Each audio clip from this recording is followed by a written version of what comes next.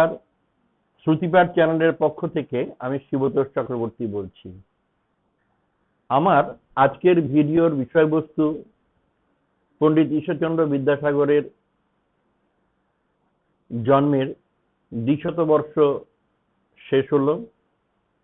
সেই দ্বিশতবার্ষিকীর শেষ লগ্নে তার প্রতি আমার চ্যানেলের পক্ষ থেকে একটি ক্ষুদ্র শ্রদ্ধা নিবেদন। করুণাসাগর বিদ্যাসাগর। বিদ্যাসাগর যার উপাধি, তার নাম পরিচয় হয়ে উঠেছিল, তার সম্পর্কে জানে না বাংলায় এরকম মানুষ নেই বললেই চলে। কারণ বাঙালি জাতির মেরুদণ্ড যারা গড়ে দিয়েছিলেন নবজাগরণের যুগে, তাদের অন্যতম ছিলেন পণ্ডিত ঈশ্বরচন্দ্র বিদ্যাসাগর। আমরা এই মানুষটিকে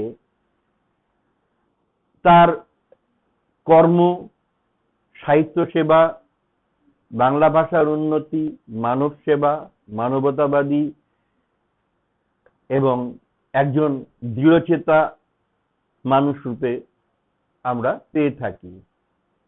এই মানুষটির আবির্ভাব ঘটে আজ থেকে 200 বছর আগে 1820 খ্রিস্টাব্দের 26শে সেপ্টেম্বর বর্তমান মেদিনীপুর জেলার বীরসিংহ গ্রামে। বীরসিংহের সিংহ শিশু বিদ্যাসাগর শৈশবে ছিলেন একদিকে যেমন অত্যন্ত দুরন্ত প্রকৃতির, তেমনি ছিলেন অত্যন্ত মেধাবী ছাত্র। মাত্র 5 বছর বয়সে তাকে গ্রামের কালীকান্ত চট্টোপাধ্যায় মহাশয়ের যে পাঠশালা, সেখানে শিক্ষা লাভের জন্য পাঠানো হয়। মাত্র 3 বছরেই তিনি পাঠশালার সমস্ত পাঠ সমাপ্ত করে পিতা ঠাকুরদাস বন্দ্যোপাধ্যায়ের হাত ধরে কলকাতায় আসেন। শোনা যায় কলকাতায় আসার পথে মাইলস্টোন গুলো দেখে তিনি নাকি ইংরেজি সংখ্যা শিখেছিলেন। তবে তার মতো মেধাবী ছাত্রের পক্ষে এটা কোনো অসম্ভব ব্যাপার নয়। যাই হোক, 1829 খ্রিস্টাব্দের 1 জুন তিনি তৎকালীন কলকাতার অন্যতম শ্রেষ্ঠ শিক্ষা প্রতিষ্ঠান সংস্কৃত কলেজে ভর্তি হন এবং খুব অল্প সময়ের মধ্যেই তিনি সংস্কৃতের বিভিন্ন বিভাগে অসাধারণ পাণ্ডিত্য অর্জন করেন এবং তার এই অসাধারণ পাণ্ডিত্যের জন্য তিনি বিদ্যাসাগর উপাধি প্রাপ্ত হয়েছিলেন। একটি তথ্য থেকে জানা যায় যে বিদ্যাসাগরের সাগর উপাধি ছাড়াও তাকে পণ্ডিত সমাজ এবং ব্রিটিশ সরকার মহামহোপাধ্যায় উপাধি দিতে চেয়েছিলেন, কিন্তু বিদ্যাসাগর সযত্নে এই প্রস্তাব প্রত্যাখ্যান করেছিলেন। কারণ ডিগ্রি বা কোনো প্রশংসা বা উপাধির প্রতি তার কোনো মোহ কোনোকালেই ছিল না। যাই হোক, সংস্কৃত কলেজ থেকে পাশ করতে না করতেই তিনি তৎকালীন ফোর্ট উইলিয়াম কলেজে শিরস্তাদার হিসাবে কর্মজীবনে প্রবেশ করেন।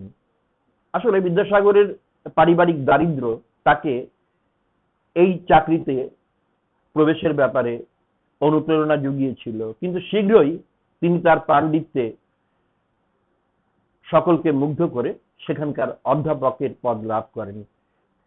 সেখানকার এই কলেজে বিলেত থেকে যে সমস্ত ইংরেজ সিভিলিয়ানরা আসতো, তাদেরকে বাংলা শেখানোর ভার পড়েছিল তার উপরেই।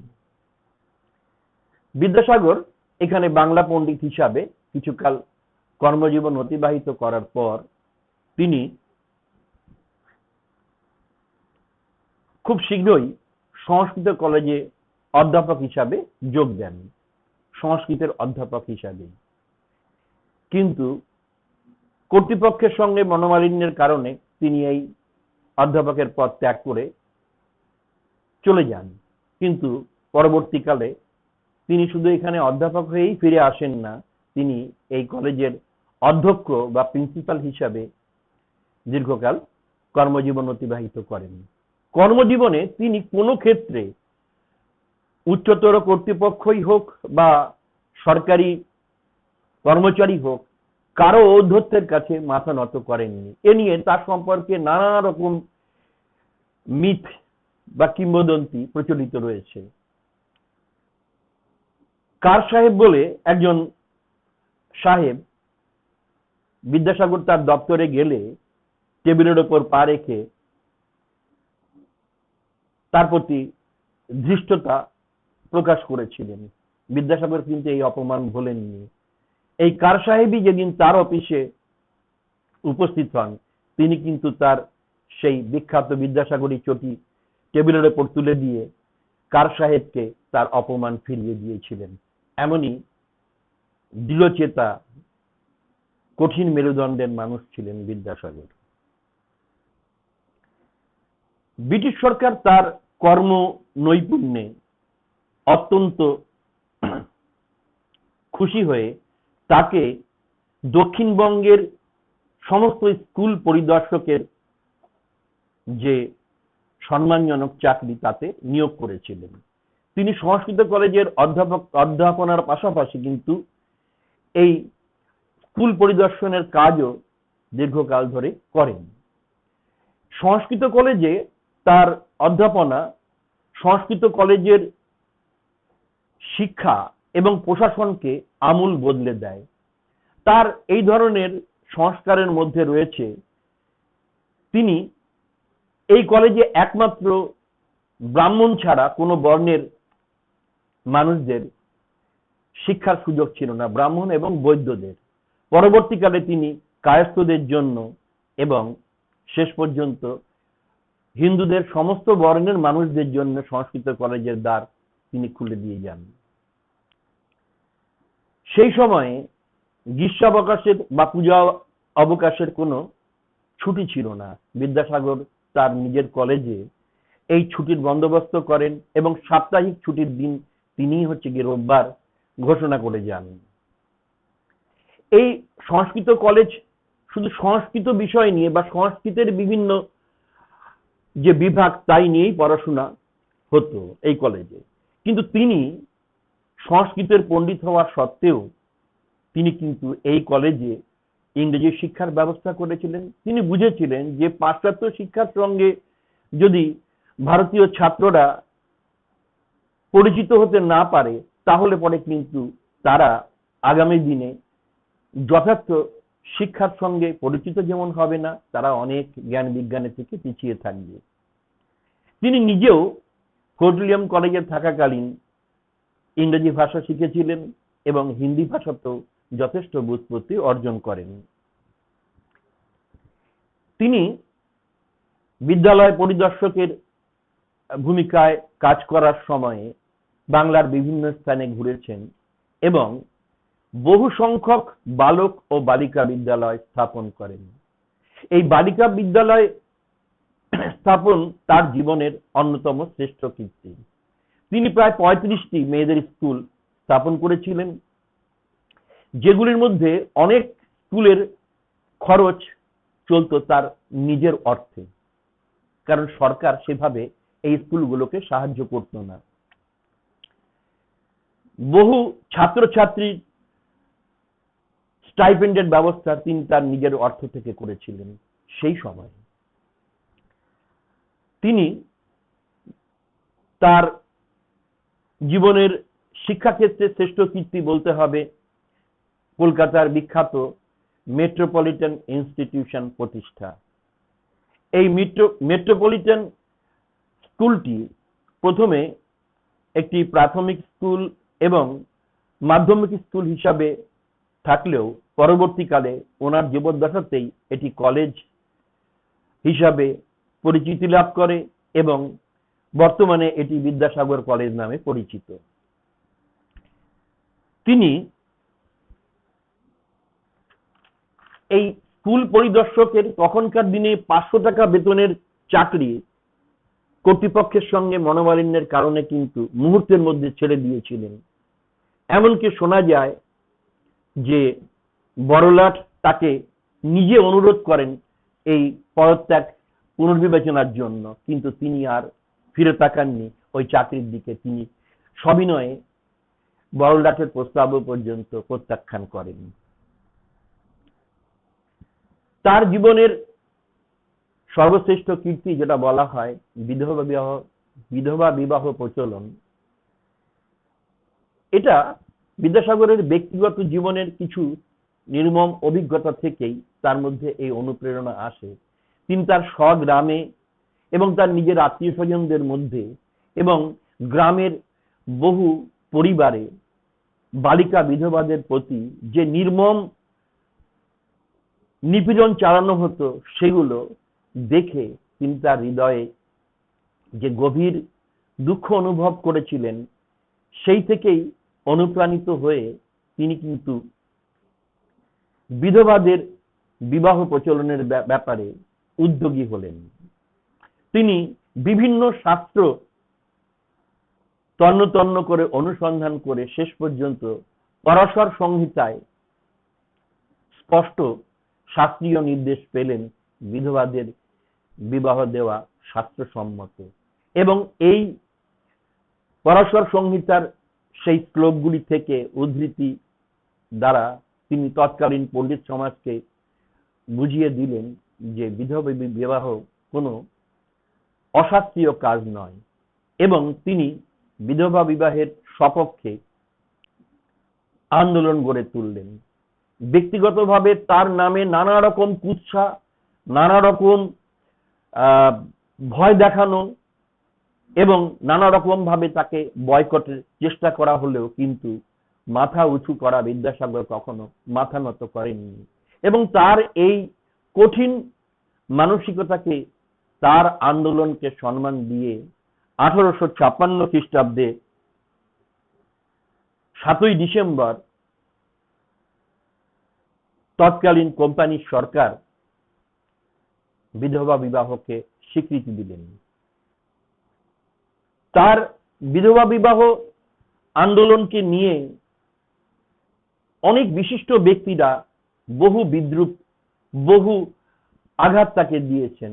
তৎকালীন সংবাদ প্রভাকর পত্রিকার সম্পাদক এবং বিখ্যাত কবি ঈশ্বরচন্দ্র গুপ্ত লিখলেন, বাঁধিয়াছে দলাদলি, লাগিয়াছে গোল, বিধবার বিয়ে হবে, বাজিয়াছে ঢোল।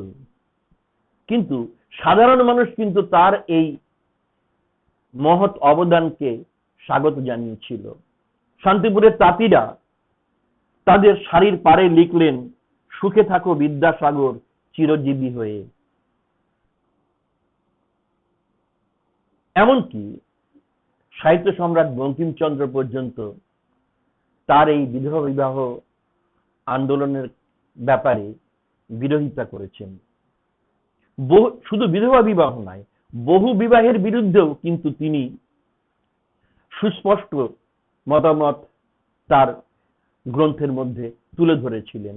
এ নিয়েও তিনি আন্দোলন শুরু করেছিলেন। এই মানুষটির আরেকটি পরিচয়, তিনি করুণাসাগর। মাইকেল মধুসূদন দত্ত তার কবিতার মধ্যে লিখেছেন, বিদ্যার সাগর তুমি বিখ্যাত ভুবনে, করুণার সিন্ধু তুমি সেই জনে মানে। তিনি যে করুণার সিন্ধু ছিলেন সেটা মাইকেল মধুসূদনের চেয়ে আর কে বেশি জানবে? কারণ মাইকেল মধুসূদন দত্তের মতো মানুষ বিদ্যাসাগরের কাছ থেকে যে কত উপকৃত হয়েছিলেন তা কিন্তু বলে শেষ করা যায় না। যখন তিনি বিলেতে নিদারুণ অর্থ কষ্টে দিন কাটাচ্ছেন, তখন কিভাবে তিনি এই অর্থ সংকট থেকে মুক্তি পাবেন বুঝতে না পেরে চিঠি লিখলেন বিদ্যাসাগরের কাছে। বিদ্যাসাগর কিন্তু মুহূর্ত মাত্র দ্বিধা না করে তাকে সেই বিপদ থেকে উদ্ধার করার জন্য বেশ কয়েক হাজার টাকা পাঠিয়ে তাকে রক্ষা করেছিলেন। তিনি এখানে ফিরে আসার পর মাইকেলকে পুনঃপ্রতিষ্ঠিত করতে সাহায্য করেছিলেন। শোনা যায় তিনি যখন বিলেত যাওয়ার ব্যাপারেও বিদ্যাসাগর তাকে যথেষ্ট সাহায্য করেছিলেন। আসলে বিদ্যাসাগর ছিলেন গুণগ্রাহী মানুষ। তিনি মাইকেলের প্রতিভার যথেষ্ট গুণগ্রাহী ছিলেন এবং মাইকেলের মেঘনাদবধ কাব্য, তিলোত্তমা সম্ভব কাব্য এগুলিকে তিনি মুক্ত কণ্ঠে প্রশংসা করেছেন। শুধু মাইকেল মধুসূদন নয়, কত মানুষ যে তার কাছ থেকে উপকৃত হয়েছেন তা কিন্তু বাংলাদেশে মানুষ এবং তখনকার মানুষ অনেকেই জানতেন না। বিদ্যাসাগর নিজে একটি প্রেস চালাতেন, সেই প্রেস থেকে তিনি বহু অর্থ উপার্জন করতেন, কিন্তু এই অর্থের বেশিরভাগটাই চলে যেত বিভিন্ন দরিদ্র অসহায় মানুষকে মাসোহারা পাঠাতে। তিনি আশুতোষ মুখোপাধ্যায়কে এই মেট্রোপলিটন কলেজে হেডমাস্টার হিসাবে নিয়োগ করেছিলেন। পণ্ডিত হরপ্রসাদ শাস্ত্রী তার কাছ থেকে তার স্নেহ লাভ করেছিলেন, তার সাহচর্য লাভ করেছিলেন এবং তাকে তিনি নানাভাবে সাহায্য করেছেন। শোনা যায় যে পণ্ডিত বিদ্যাসাগর নিজে এত মানুষকে এতভাবে উপকার করে গেছেন, অথচ তার মৃত্যুর পর তার দুই মেয়ে, বিশেষ করে ছোট মেয়ে এবং তার আগের মেয়েটি ভিক্ষাবৃত্তি অবলম্বন করতে বাধ্য হয়েছিলেন। এত দারিদ্র্যের মধ্যে দিয়ে তাদের দিন কেটেছে, অথচ যে হাজার হাজার মানুষ তার কাছ থেকে উপকার গ্রহণ করেছিলেন তারা অনেকেই কিন্তু তার মেয়েদের সাহায্যের ব্যাপারে এগিয়ে আসেনি, যদিও তার মেয়েরা শেষ পর্যন্ত সাহায্য লাভ করেছিলেন। কিন্তু এটাই বা হবে কেন? বিদ্যাসাগরের মতো মানুষের মেয়েরা মানুষের কাছে হাত পাতবে, এটা তো আমাদের বাঙালি জাতির চরম লজ্জা। যাই হোক, বিদ্যাসাগরের জীবনের আরেকটা উজ্জ্বল দিক হচ্ছে তার সাহিত্য সাধনা। তিনি লক্ষ্য করেছিলেন যে তখনকার যে বাংলা ভাষায় যে সমস্ত পাঠ্যগ্রন্থগুলো ছিল, সেসব পাঠ্যগ্রন্থগুলো যেমন নীরস তেমনি জটিল এবং দুর্বোধ্য। তিনি এই সমস্যা সমাধানের জন্য নিজেই এগিয়ে এসেছিলেন। প্রথমে সংস্কৃত কলেজে থাকাকালীন তিনি সংস্কৃত ভাষাটাকে সহজে শেখার জন্য সংস্কৃত ব্যাকরণ উপক্রমণিকা এবং ব্যাকরণ কৌমুদী নামে দুটি গ্রন্থ রচনা করেন। আজও এই দুটি গ্রন্থের বিকল্প সংস্কৃত শিক্ষার কোনো গ্রন্থ বাংলায় নেই। এর পরবর্তীকালে তিনি অনুবাদ সাহিত্যে হাত দেন। তিনি প্রথমেই করেছিলেন বেতাল পঞ্চবিংশতি নামক গ্রন্থটির অনুবাদ।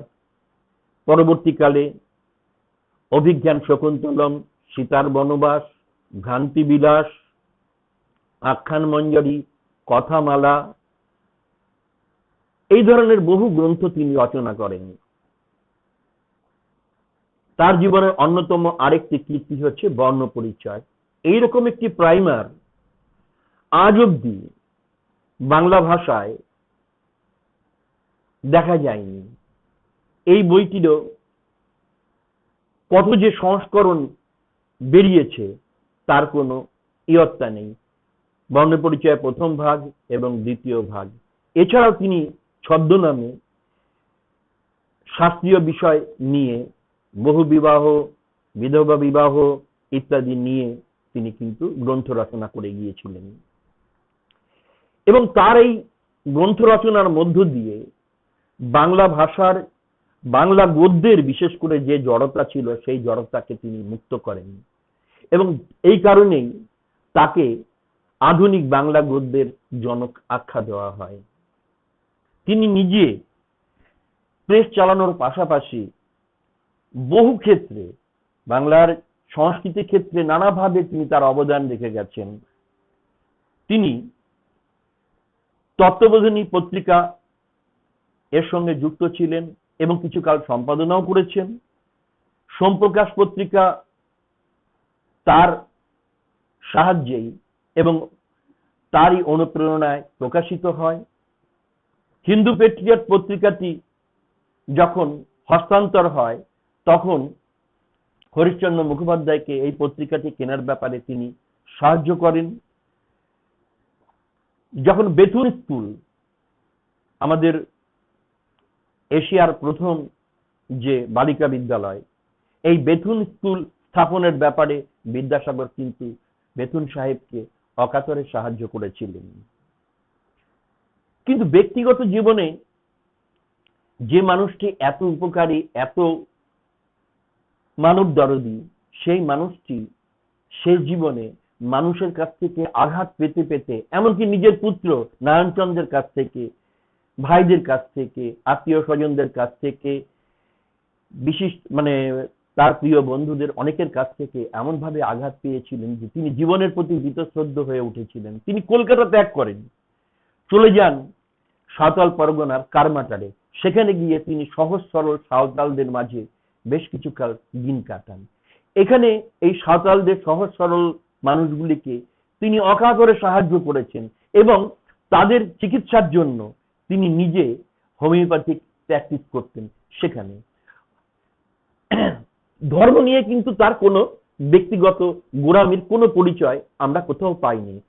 তিনি তার ব্রাহ্মণ বংশে জন্ম, তিনি কোনোদিন উপবীত ত্যাগ না করলেও ধর্ম নিয়ে তার কোনো গ্রন্থে বা তার কোনো পুস্তক পুস্তিকার মধ্যে কিন্তু তেমন ভাবে মাথা গলানোর কোনো লক্ষণ নেই।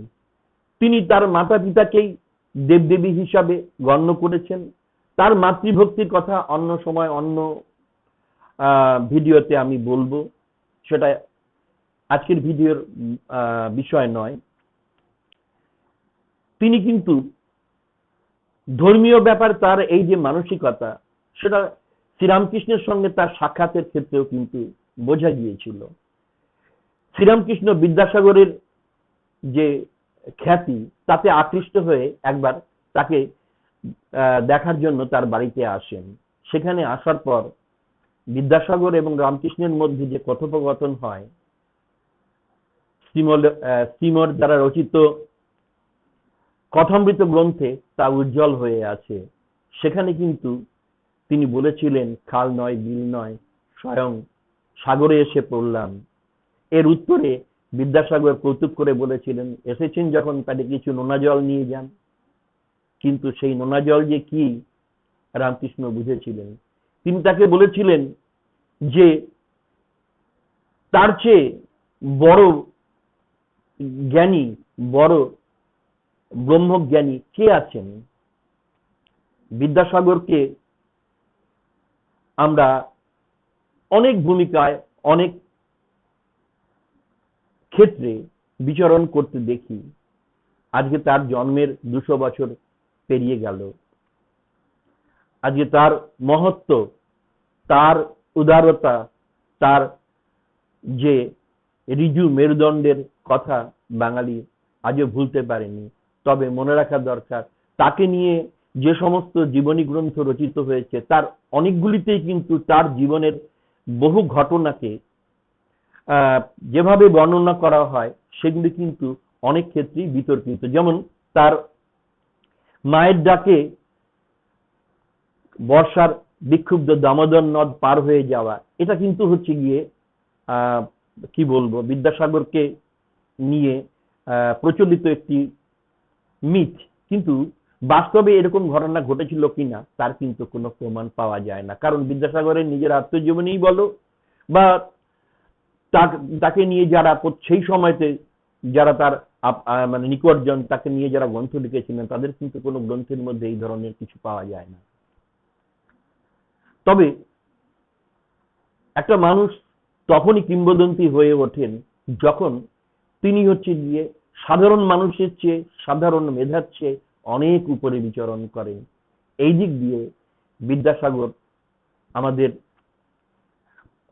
অনেকেরই যেমন গর্ব, তেমনি আমাদের অনেকের চেয়ে ঊর্ধ্বে বিচরণ করছেন।